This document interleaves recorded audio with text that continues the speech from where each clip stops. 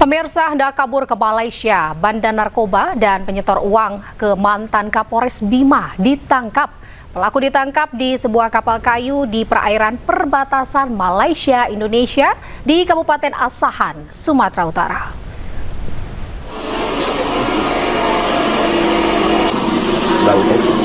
Petugas kepolisian dari Subdit 4 Direktorat Tindak Pidana Narkoba Bareskrim Polri melakukan pengejaran terhadap bandar narkoba dan menggunakan kapal di perairan Pematang Silo, Kabupaten Asahan, Sumatera Utara. Polisi harus bertindak cepat lantaran Ko Erwin hendak memasuki perairan Malaysia melalui jalur laut.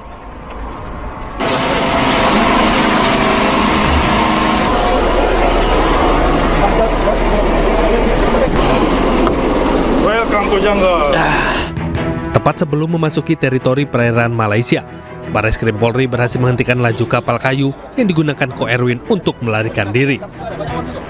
Ko Erwin merupakan DPO sejumlah kasus narkoba. Pelaku juga bandar narkotika penyetor uang senilai 2,8 miliar kepada mantan Kapolres Bima AKBP Didik Putra Kuncoro. Dari hasil pemeriksaan, pelarian Ko Erwin ke negeri jiran telah direncanakan dengan dibantu oleh beberapa rekannya yang juga telah ditangkap lebih awal. Yang diamanin ini DPO narkoba atas nama Erwin Iskandar. Kepulangan sendiri dilakukan dari mana? Kapan dilakukan di mana? Penangkapan dilakukan di Daerah provinsi mana? Provinsi Sumatera Utara di Tanjung Balai. Saat Depo sendiri lagi apa? Aktivitasnya saat sedang melakukan penyeberangan menggunakan kapal. Dan kita melakukan penangkapan yang diduga akan menuju ke Malaysia. Usai ditangkap, pelaku langsung diterbangkan menuju Jakarta melalui Bandara Soekarno-Hatta. Dari Jakarta, Den Helmi Sanjangbati, iNews melaporkan. Setelah jadi tersangka atas kepemilikan narkoba, mantan Kapolres Bima Kota AKBP Didik Putra Kuncoro dipecat atau pemberhentian tidak dengan hormat. Sementara itu, Aibda Dianita Agustina, poluan yang simpan koper berisi narkoba milik Didik, terbukti positif konsumsi ekstasi.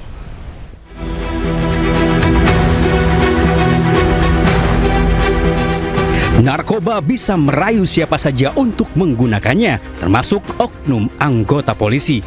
Seperti yang dilakukan mantan Kapolres Bima Kota AKBP Didik Putra Kuncoro. Kasus berawal dari nyanyian anak buah Didik mantan Kasat Narkoba Polres Bima AKP Malaungi yang ditangkap akibat peredaran sabu di Kota Bima. Dari pengakuan Malaungi, ia menyebut keterlibatan atasannya yang tak lain AKBP Didik Putra Kuncoro. Polisi langsung bergerak menangkap Didik. Dari nyanyian Didik, ia menyebut menyimpan narkoba di rumah Polwan Aibda Dianita Agustina. Polisi kembali memburu Aibda Dianita hingga berhasil menemukan koper yang dimaksud. Bukan sembarang koper putih itu berisi berbagai jenis narkoba termasuk 49 butir pil ekstasi. Tak lama, polisi lakukan gelar perkara dan memutuskan status AKBP Didik dari saksi menjadi tersangka. AKBP Didik terbukti bersalah atas kepemilikan narkoba. Setelah menjadi tersangka, AKBP Didik Putra Kuncoro jalani sidang Komisi Kode Etik Divisi Propam Polri. Didik diputuskan bersalah dan langsung dipecat atau pemberhentian tidak dengan hormat. Pemberhentian tidak dengan hormat atau PTDH sebagai anggota Polri. Atas putusan tersebut, pelanggar di hadapan Ketua dan anggota komisi pada putusan sidang menyatakan menerima. Kini Didik Putra Kuncoro dijerat pasal berlapis dan terancam hukuman seumur hidup. Kasus rupanya belum usai setelah Didik diberhentikan tidak dengan hormat. Aibda Dianita Agustina, polwan yang menyimpan koper berisi narkoba milik Didik, rupanya terbukti positif mengkonsumsi ekstasi. Tidak berhenti di situ, istri Didik, Miranti Afruana, juga terbukti melakukan hal yang sama. Tim Liputan iNews melaporkan. Kita ke informasi lainnya, pemirsa. Lisnawati, ibu kandung Nizam Syafei, ajukan permohonan perlindungan ke Lembaga Perlindungan Saksi dan Korban atau LPSK setelah terima sejumlah teror dalam beberapa hari terakhir. Permohonan diajukan menyusul kasus kematian anaknya yang diduga akibat kekerasan oleh ibu tirinya. Didampingi oleh kuasa hukumnya, Lisnawati, ibu kandung Nizam Syafi'i, mendatangi gedung LPSK di Ciracas, Jakarta Timur pada Jumat siang. Kedatangan Lisnawati untuk mengajukan permohonan perlindungan setelah menerima sejumlah teror dalam beberapa hari terakhir. Kuasa hukum Lisnawati mengatakan kliennya menerima pesan dan telepon dari nomor tidak dikenal yang berisi ancaman agar tidak terlalu banyak bicara mengenai kematian anaknya. Menurut kuasa hukumnya, permohonan perlindungan ini diajukan untuk meminimalkan risiko yang mungkin bisa terjadi. Terornya itu kan seperti nomor-nomor yang tidak dikenal, terus telepon cuman ada kalimat kamu tinggal di mana, terus dipatiin sama dia. Lalu ada WA kan, sekarang di mana tinggalnya gitu loh, terus nomornya diblokir akhirnya karena banyak yang nggak kenal nomor itu. Makanya daripada kita berisiko tinggi, mendingan kita sesuai dengan amanat undang-undang kita KLPS saja. Jadi artinya biar ada ketenangan juga untuk Pemirsa, Menteri HAM Natalius Pigai menantang Guru Besar UGM Zainal Arifin Mokhtar untuk debat terbuka secara langsung di stasiun televisi. Ajakan itu berawal saat Zainal atau Uceng minta diajari cara memahami HAM dari Menteri Pigai.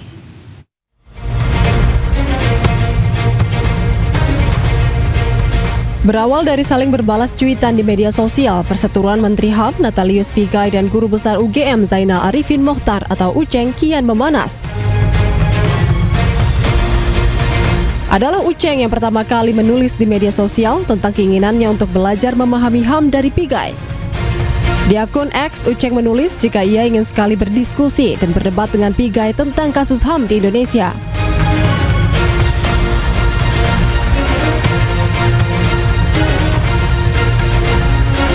Gayung bersambut, Pigai langsung menanggapi cuitan Uceng.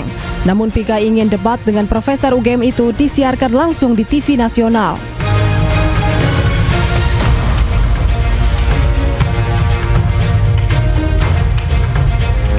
Tak mau kalah, Uceng langsung membalas cuitan Pigai. Uceng meminta agar Pigai yang mengontak pihak televisi karena menurutnya ia sama sekali tidak punya kuasa mengatur stasiun TV. Uceng juga menuliskan pengalamannya sebagai peneliti HAM di Pusat Studi HAM Universitas Islam Indonesia Yogyakarta, serta gelar S2 Hukum HAM di Amerika Serikat.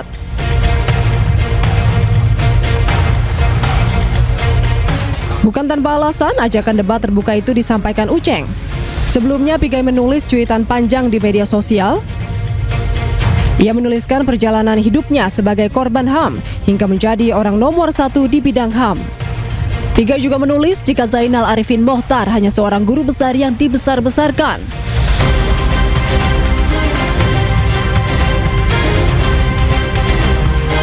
Tak heran jika Uceng terpantik lalu mengajak Pigai debat terbuka tidak hanya berbalas kata di sosial media. Tim Liputan iNews melaporkan. Menteri HAM Natalius Pigai, pihak yang ingin hapus program MBG menentang HAM. Menanggapi pernyataan Pigai, Menko Polhukam periode 2019-2024 Mahfud MD sebut pengelolaan program makan bergizi gratis yang tidak profesional bisa langgar hak asasi manusia. Dan pemirsa, usai sudah kebersamaan kita dalam iNews Prime hari ini, temukan informasi-informasi terbaru lainnya di www.inews.id. Cuplikan tayangan berita iNews dapat Anda saksikan di kanal YouTube @official iNews. Dan sesaat lagi pemirsa, rekan saya Syifa Hanifah akan hadir dalam program iNews Malam. Mewakili kerabat kerja yang bertugas, saya Anita Dewi pamit undur diri. Terima kasih dan sampai jumpa.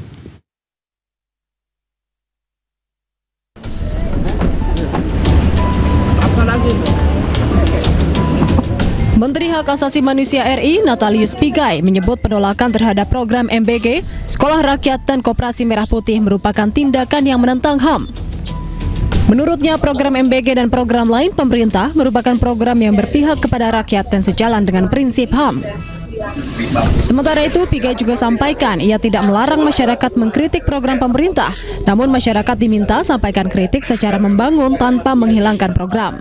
Maka orang yang mau meniadakan makan bergizi gratis, cek kesehatan gratis, pendidikan gratis, sekolah rakyat, koperasi merah putih, adalah orang yang menentang hak asasi manusia. Orang yang menentang. Kalau kritik dalam rangka perbaikan, boleh. Kritik untuk memperbaiki agar pelayanannya maksimal, boleh.